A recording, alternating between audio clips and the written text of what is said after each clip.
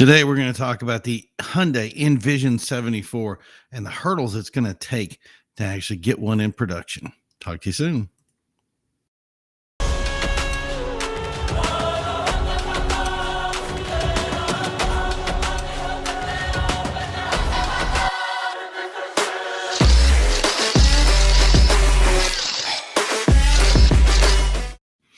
Hey, everybody, and welcome back to Carside Chat. I am your host, Primo, and today I have an awesome subject. I think a lot of people really want to understand exactly what the deal is with this stuff, especially with the hydrogenated cars and what's it going to take to actually make a car like this. This is not something that is just ready to roll off the assembly line and start in production tomorrow.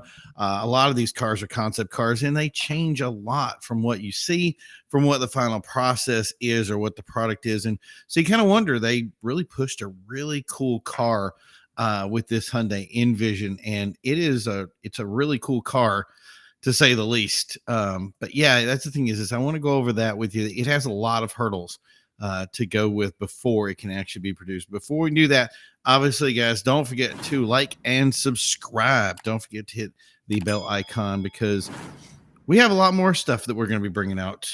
It's going to be talking about, and yeah, a lot of the stuff with supercars, exotics, just big luxury stuff. We got a ton of stuff to go over with you, so we're going to do that in a couple of seconds here. But first, I want to remind everybody, don't forget to head over to executiveautomotivesociety.com. You can get any of your updates there. Everything we're going to post there on our main website. With the pages, we are literally everywhere. So if you're looking for something, definitely head over there. If for some reason we're not someplace, it's very feasible that we could be not on a certain channel. Some of the stuff doesn't always go up on one single platform. Like when we do the live streams, you'll see it's going on 5 or 6 different platforms, and yeah, it can go everywhere. So I don't want people to miss anything. Before I start today, I don't like being the bearer of bad news, but I did want to give a shout out. My friend Kevin Keefe of Keefe Imagery, big time guy that used to work with us over in exotics and supercars, super luxury stuff. He passed away last Saturday, basically natural causes. But yeah, he's one of our best guys that's always been a part of the community and very supportive. And the thing is I wanted to give a moment for him to say, we appreciate everything that he did with us and for us. Helped design a lot of the logos that you see, and really just came out and said, I helped him with a couple of things, and he's paid me back so much since day one, just from designing things to putting stuff up and just saying, hey, let me do it. And, he just go out and do it. So, I mean, part of the reason that we're here today and doing the show that we're doing is some of the hard work that he did in the background that a lot of these guys don't get the pat on the back that they deserve, but I made sure to give him the pat on the back, made sure that he got one of the shield stickers, made sure that he got, he knew that we appreciated him a lot. So like I said, when he passed, it was very unfortunate. It was sad for everybody. So yeah, but yeah, the show must go on. So yeah, we did that the weekend. So I wanted to move forward with this today. So again, thank you, Kevin, for everything you did. And we hope to see you on the other side, bud. So today's story is about this iconic car here, the Envision 74. And what is it going to take to get? I mean, look at this thing. This is amazing. This is a car that's basically going to be looking at something that's entry level, right? Something that you look at it and you go, wow, this is what regular cars are going to look like. And yeah, that's the plan down the road. This is going to be something that would be basically available to every general public consumption, something that you could just go ahead and, do whatever you needed to do and just purchase this car. And like that to me looks like a car that would be competitive against pretty much any supercar out there. And that's very positive news for me. I love the idea of that. Was the thing is people don't realize that back in the day, BMWs, Mercedes, a lot of these different cars, was not this huge separation that we see today. In 1991, the field for exotic cars and cars being produced really shriveled down to like almost nothing. The Dodge Stealth, Nissan 300ZX, Toyota Supra, even the Eclipse, the Dodge Stealth, all those 3000 GT, all had the same kind of performance numbers as Ferrari's base model vehicle that was coming out. I mean, everybody, the reason the NSX is so popular, and I think the reason it changed a lot for a lot of people, was that here's a car that was basically a third of the price that came in and was able to compete against some of the biggest dogs out there. And they always say the history repeats itself. And here's a car that really just says, history repeats itself. A lot of the concept designs that went into this were made to design to go into their future race cars and balance for weight and things of that nature. But the original design that they had for this was something that they were looking at, saying a max speed of 250 miles per hour with a range of 600 miles. And that's one of the big things that everybody kind of hypes about hydrogen, and why it's so important is because this was pitched as a hybrid.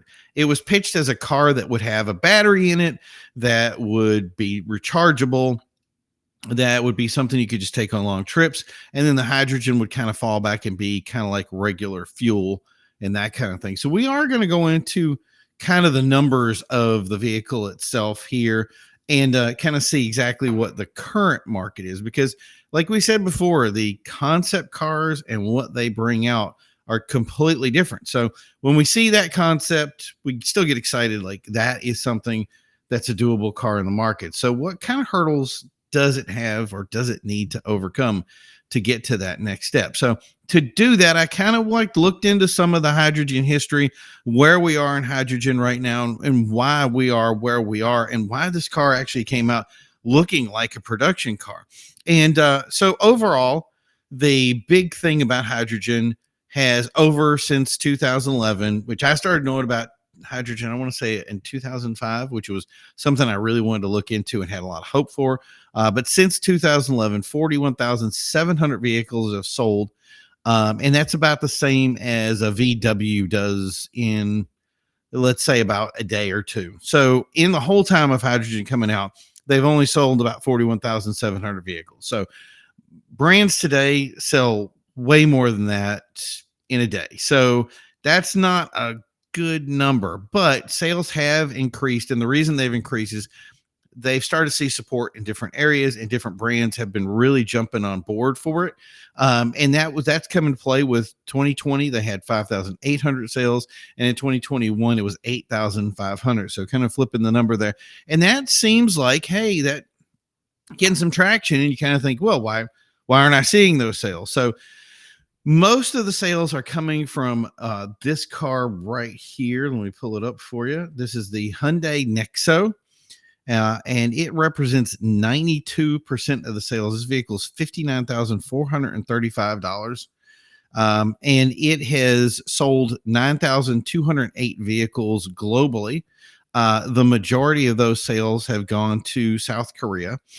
And the other cars that have gone into this route, so the other ones that have gone into the number that we heard for the 41,000, was the Toyota Miro, and that I think sold 2,600, and then the Honda Clary. So a lot of these cars came out in 2008, 2019, 2019 area code, while the Nexo started in 2018. And the majority of these vehicles are selling to the South Korean market, which is where they get the most bang for their buck, if you will. So there's the most usage and the most infrastructure. And that's usually what happens, is that the infrastructure of these vehicles, because of the way they use hydrogen. You can't go to a fuel tank and just fill up with it. They're going to go where those things are.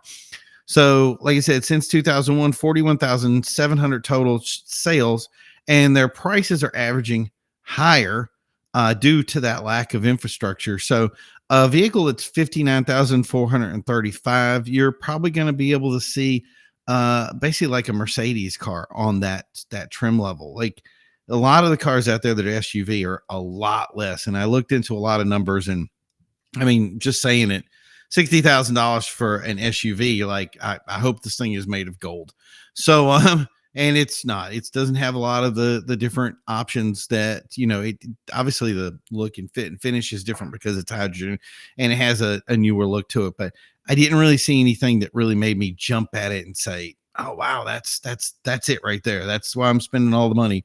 Other companies are looking into test cars. Renault, BMW, Pugo, and they're still trying to. This is the thing that I found really interesting about it was is they are still trying to develop ways of using hydrogen, and that's the thing that kind of made me jump because I said a lot of the stuff that we're seeing. So for the Envision 74, for instance, are really things that are being designed for the market. There are things that really aren't out there yet. So if you look at a car like this and you go, hey, what's the next big thing?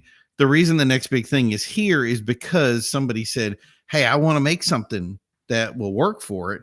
And it all came out from a lot of this Nexo. So, again, South Korea accounts for over, was it, here we go, 55% of the volume of vehicles that are being sold today that are hydrogen are going to South Korea. And, the rest of it obviously mostly America, USA, and then the Nexo accounted for 92% of the sales of all the hydrogen vehicles that were out there. So that's that's a pretty big number. So if you're doing that, it's you have to have something that's going to be something that's going to sell. And that's the thing is if South Korea is 55% of the market, if you're going to make a low limit car like that, it's going to be hard pressed to see that coming to America. So, but yeah, the design of it is pretty cool. So to put it into perspective of the new things that they're making here, the Envision, here's the internal areas of it. So you have the hydrogen tanks themselves. You have the engine, the fuel cells, which is a little bit different on hydrogen than say most of the electric cars that you see today. And then you have the battery packs and things that change those things over, and those battery packs. And I think the reason why this wanted to be a plug-in because of the idea of being able to go the long ranges. I think that's the biggest thing that people want to overcome right now is that you go a certain distance and you charge your vehicle up for a certain amount of time. It's not so good.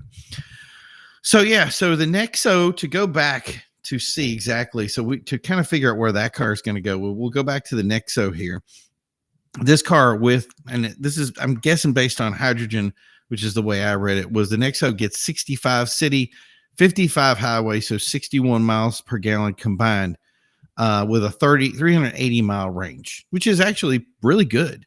So one of the things he said, okay, so why wouldn't we go with that route? That seems, a lot better, right? Well, hydrogen right now is $16 per gallon. So it is 4 times more expensive than going with gasoline. So that is going to be a huge margin to overcome.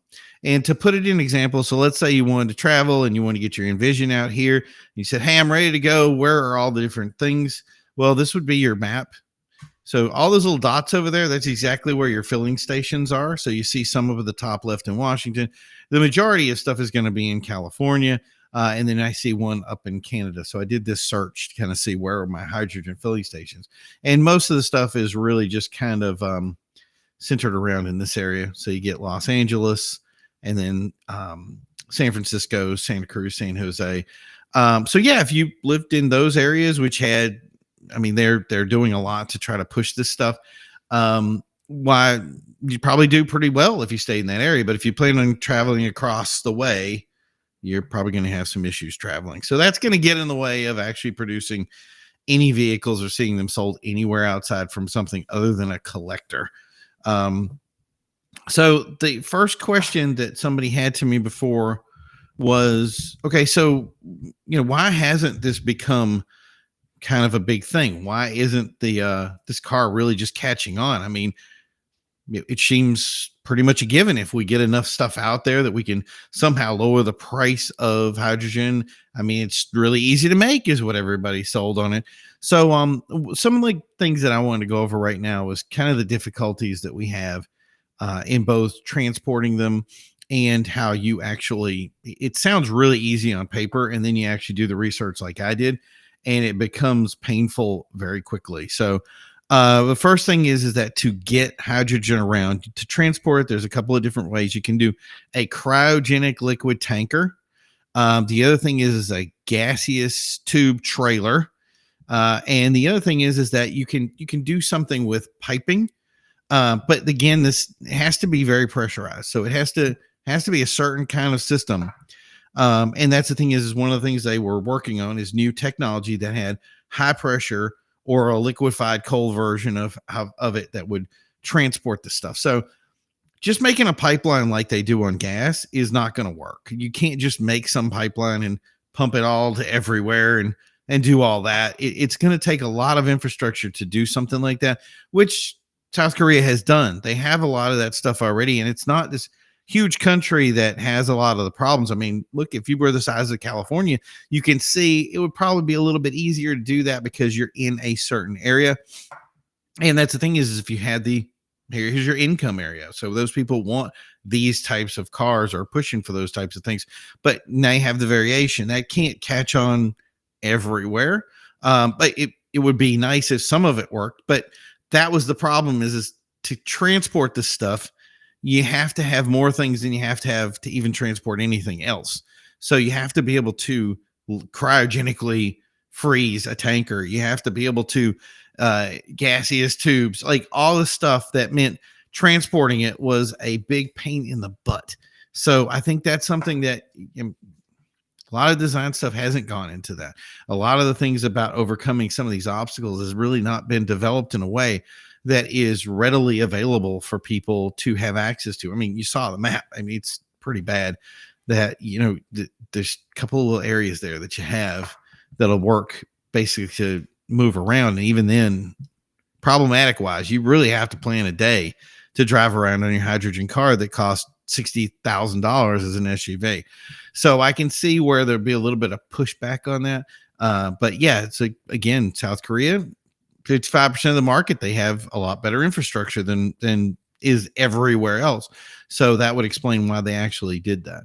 There's some other things that I wanted to bring up on this that people really sell about hydrogen, how it's produced, and why it's kind of a net negative thing right now.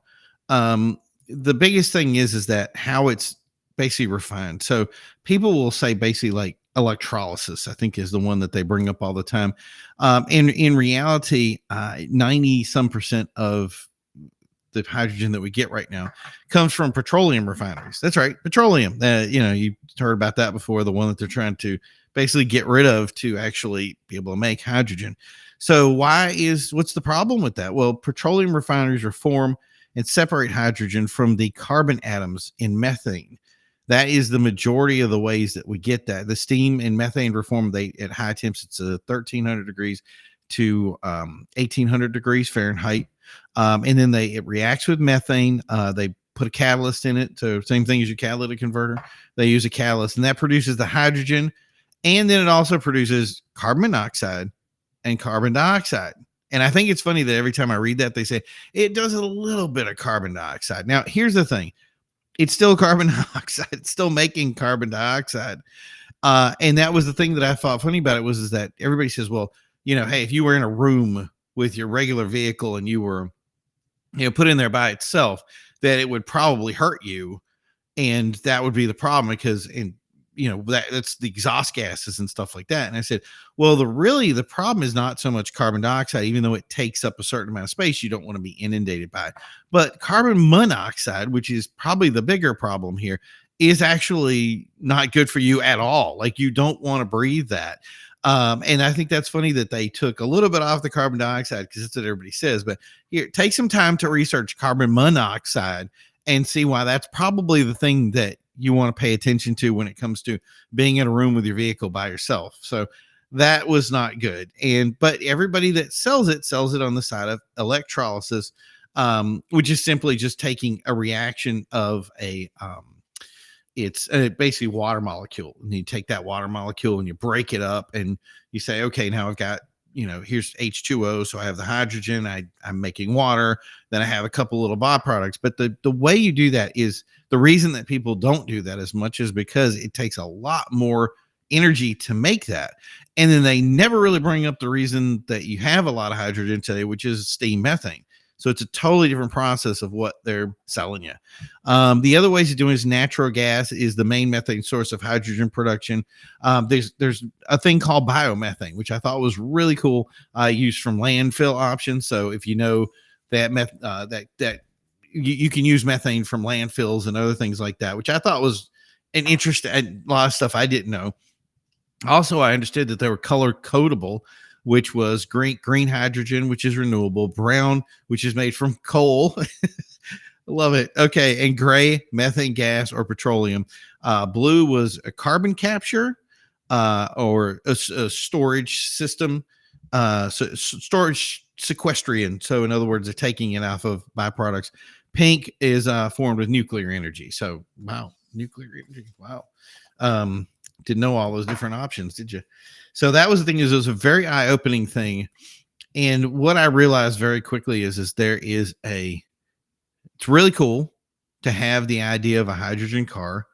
Um, I really just looked at a lot of this stuff, and it is so exciting to see a car like this and say, how do we get this to America? I really looked at that and I said, this is what I wanted when it came to the new DeLorean. That would have been very exciting to be able to see that DeLorean setup really coming together and making something cool.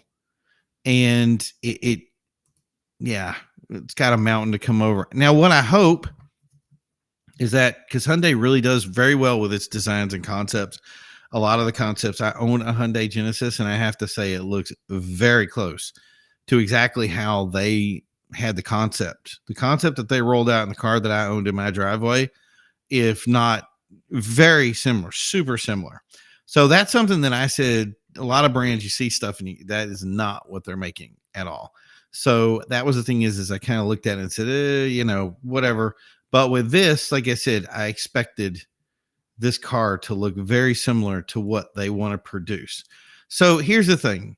I know that Hyundai, maybe Genesis, maybe some of those brands, depending on how they want to do it, you have Herculean mountain to overcome to bring a car like this to America, especially with the hydrogen thing.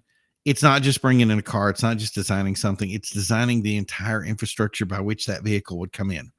I would say if you have to, just make it as an electric car, make some variations of it so that we could have something that would have some sort of infrastructure to support it.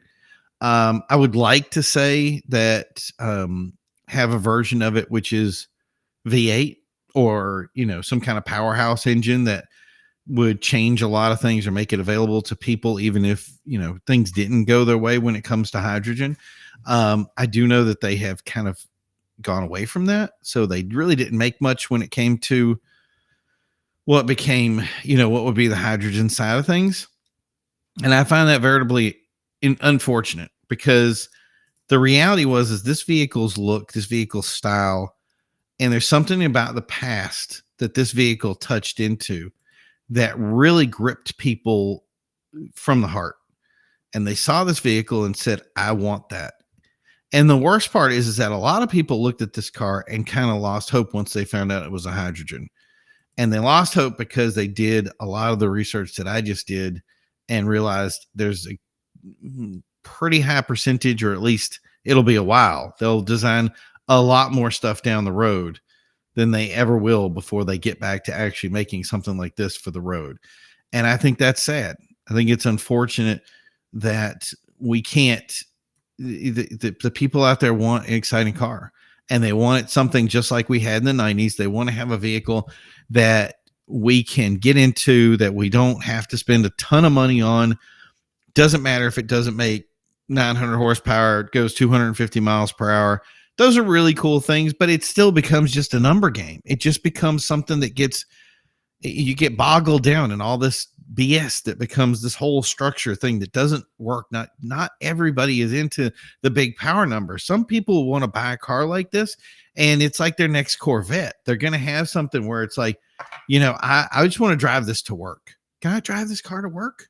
Can I have this for something that, I want this in my driveway. This could be something in the driveway that would be so exciting for me to just come out every day, even if I drive it on the weekends and just say, But then to look at that car and say, I'm going to spend $100,000 on it and I have no way of filling it up. And it literally is just a collector car. And now it goes to a car that nobody wants to buy and just becomes part of that looking for a new driveway concept that we have.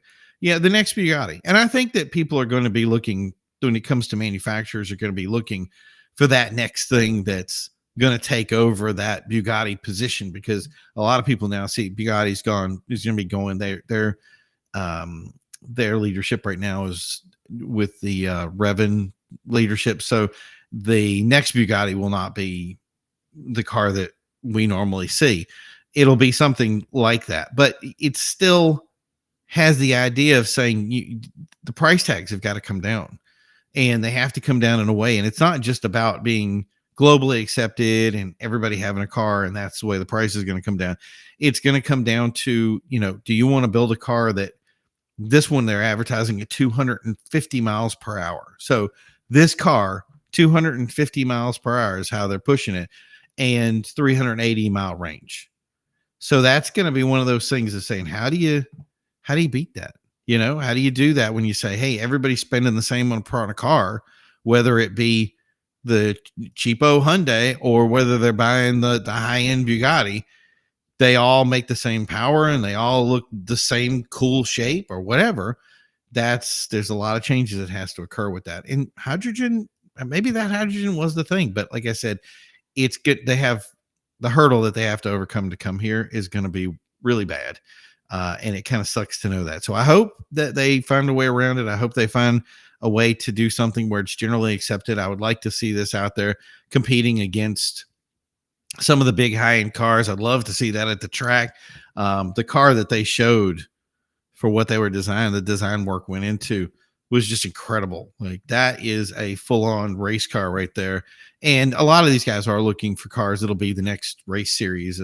Everybody's trying to be more environmentally friendly when it comes to their race car setup. So, I mean, most of the stuff right now I was thinking ran ethanol anyway. So, I mean, a lot of these cars do run clean. F1 is Indy, I think, has run that way ever since I've known it, which is why when the gas burns, it burns straight. But the other thing that I find, and then the final thing that I wanted to go over today was, when it comes to hydrogen, a lot of people look over and say, well, you're in this car that, has the issues that it has, like, hey, you're in a car that uses explosions to run. Great. Well, the biggest problem with that is when you come to hydrogen, one of the big problems we have with electric cars, and if you've seen it in the news lately, is when they catch on fire, they burn hot, they burn long. They're huge problems. Firefighters have had problems fighting these fires because they ran.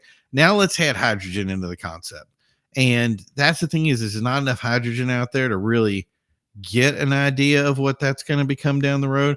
But that once they get a ton of cars out there and somebody's mass producing something, because this new technology that everybody's getting into and everybody wants a piece of the action, there's going to be a point when one explodes, burns, whatever, and hydrogen is not friendly when it comes to that. So that's the other problem. You're going to have to do a lot more work safety wise for hydrogen to make it something that it is. So that's just some concerns of mine. Now, do I know everything about hydrogen? No, I don't. It's the thing is I want to know, but I don't want to know biased information. I want somebody to be honest with me, because a lot of the problems that we had with the electric cars out there, nobody was honest with us about it. And that was the things when I finally test drove the cars that I had. I was not happy with fit and finish. I was not happy with handling. There was a lot of issues that different kind of weight structure, nobody really worked it out. And that was some of the problems they overcome. Brands like Tesla have done their best to overcome some of those problems, but they still have hurdles to overcome. Now add in the hydrogen to the mix. And that's the thing is it really makes me wonder how these are. I would like to drive one. Maybe we'll be lucky enough to get one out in California at some point and maybe getting a turn on one. But for then, I'm not really going to hold my breath on seeing anything like this in the near future. But yeah, it will look great on the racetrack. It'll look great every place else. It'll look great in pictures. And it actually got us excited for about 2 minutes before we realized, this hydrogen, awesome. This is going to be an issue that we have to overcome. And it's not just going to be an idea of, adding gas pumps to how many cars do you buy that says, hey, by the way, the octane that you run in this car, well, they don't offer it anywhere in the US except for a couple of gas stations in Los Angeles. So, that's that. But yeah, I just want to thank everybody for tuning in. You tell me what you think in the comments below. Make sure you like and subscribe to the channel, share some of this stuff out. I want to hear what everybody has to say about this. I want to hear about everybody's input on it. And knowing what you know now, what does that change on your perception of what this could potentially mean and how much we have to overcome for a hurdle? Do you think it's feasible? Maybe that is it. Maybe the idea is we need more people out there in the technology, or they're not people out there in the technology because it's not really paying off. And the only reason they get money is because they're getting money from grants and other things like that to try to produce technology. I don't see a lot of money flying out of investors' hands to get into some of this stuff other than some of the brands out there electric, because I think that's the blooming market. That market is being forced hand wise. We had somebody that was in Lucid that I am very excited about to see come a little locally. And I have been dying to see a Lucid because they're trying to, Lucid's kind of like the Rolls Royce of electric cars. And that's the thing is having driven a Rolls Royce, having driven the Bentley, to see comparatively how that car does versus how the other cars did. I'm really having very, very, very high expectations, and they definitely go price point with that car, and they don't apologize. So, I mean, everybody's gonna say Rolls, but I mean, is it really just the S class, or is it, you know what I'm saying? It's what level are you at? And the thing is we really need to really define where that vehicle is so that we can figure out exactly what it is and what it means. So yeah. So I hope you guys like the show today. We're gonna come back later. We're gonna have a next topic. I don't even know what the next topic is gonna be, but we're gonna work something out. I have been getting into, oh, that's right. I had some people that were doing some stuff with cryo detailing, which I thought was very interesting. So I'm going to reach out to some of those guys to see if they're interested in being on the show for next week. And if they will be great to have them. I think that'd be really super exciting. So if you're into that stuff, definitely tune in. Otherwise, you guys have a great afternoon. Thank you for tuning into the show. We're going to keep bringing this stuff out to you. And always, folks, always keep rolling. Talk to you then.